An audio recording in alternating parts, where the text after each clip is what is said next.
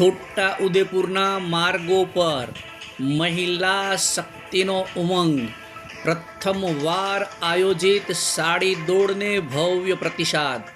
નમસ્કાર, સહજ ન્યૂઝ સાથે હું છું ગોપાલ ભેસાણીયા।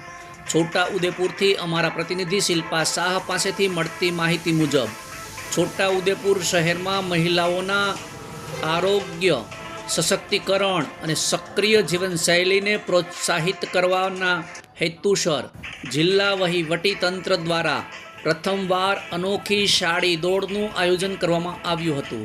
પરંપરાગત સાડીમાં યોજાયેલી આ દોડને મહિલાઓ તરફથી અભૂતપૂર્વ ઉત્સાહભર્યો પ્રતિસાદ મળ્યો હતો। કાર્યક્રમનો આરંભ છોટા ઉદેપુર જિલ્લા પંચાયત પ્રમુખ મલકાબેન પટેલના તથા અન્ય મહાનુભાવોએ લીલી ઝંડી આપી કર્યો હતો। પેટ્રોલ પંપ 4 રસ્તાથી શરૂ થયેલી દોડ ગંડા ચોક સુધી યોજાઈ હતી, જેમાં અંદાજે 1 કિલોમીટરનો માર્ગ આવરી લેવામાં આવ્યો હતો।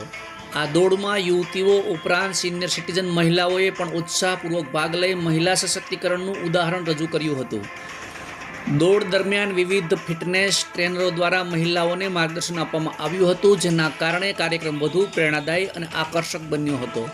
આ કાર્યક્રમનો મુખ્ય ઉદ્દેશ્ય મહિલાઓને શારીરિક સ્વાસ્થ્ય પ્રત્યે જાગૃત કરવાનો, રોજિંદા જીવનના કસરતનું મહત્વ સમજાવવાનું તેમજ દરેક ક્ષેત્રે મહિલાઓ આત્મવિશ્વાસથી આગળ વધે તે માટે પ્રેરણા પૂરી પાડવાનો હતો। જિલ્લા કલેક્ટરશ્રીના માર્ગદર્શન હેઠળ યોજાયેલા આ કાર્યક્રમમાં જિલ્લા પંચાયત પ્રમુખ મલકાબેન પટેલ, જિલ્લા કલેક્ટર શ્રી ગાર્ગી જૈન સહિત અનેક મહાનુભાવો હાજર રહ્યા હતા। ઉપસ્થિત મહાનુભાવોએ મહિલાઓનું શુભેચ્છાઓ પાઠવી હતી, તેમજ આગામી સમયમાં છોટા ઉદેપુર મેરેથોન જેવા વિશાળ કાર્યક્રમો યોજવાની જાહેરાત કરવામાં આવી હતી। આ સમગ્ર યોજના દ્વારા મહિલા સશક્તિ, આત્મનિર્ભરતા અને એકતાનું સુંદર દ્રશ્ય શહેરના માર્ગો પર જોવા મળ્યું હતું। રિપોર્ટર શિલ્પા શાહ, સહજ ન્યૂઝ, છોટા ઉદેપુર। નમસ્કાર। આજે છોટા ઉદેપુર ખાતે સાડી રન એક સ્પેશિયલ વિમેન એમ્પાવરમેન્ટ માટે રનનું આયોજન કરવામાં આવ્યું છે। એમાં અરાઉન્ડ 1300 જેટલા મહિલાઓને પાર્ટિસિપેટ કર્યું છે, જે આખા છોટા ઉદેપુર જિલ્લાની ઉત્સાહ અને એનર્જી જે મહિલાઓમાં છે આ બતાવે છે। અને જે મહિલાએ છે આ બહુ સારી રીતે દોડમાં પાર્ટિસિપેટ કરી હતી અને અમુક મહિલાઓ તો 4.5-5 મિનિટમાં 1 કિલોમીટરની દોડ પૂરી કરી છે।